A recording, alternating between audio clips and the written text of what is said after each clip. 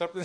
Ayaw mo na strawberry. Ha? Ayaw mo na strawberry. Hindi ko diba? masyadong trip yung strawberry. Gusto ko lang yung strawberry pag na-process na eh. Like kung cake, ice cream, yun, preserves or jam. Alam mo, technically, hindi berry ang strawberry. Ano siya? Balik tayo sa Andron's fun facts. Tagal ko lang din nilagawa. Go. Pananananan, pananananan, pananananan. Yung strawberry, hindi siya berry. Okay.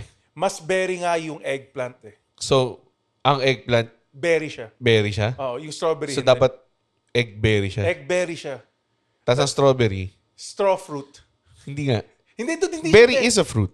Yeah, it is. Oh. Pero ang berry, what makes it a berry kasi is It's not berry. it's not berry a It's berry. not berry.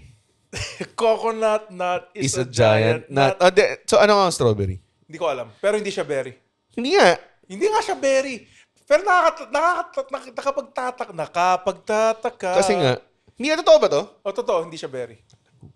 Sige, kausapin ko yung camera habang... Tingnan mo kung ano siya. Kasi yung strawberry, yung eggplant nga berry eh. Hindi ko alam kung bakit. Okay. Okay. Ito na si Red Olieros. The Fun Facts Verification. Pananananan. Pananananan. Is strawberry a berry? Oh! Hindi Wow! Oh, no! Ano siya? Botanically speaking, strawberries are not true berries. They are aggregate accessory fruits.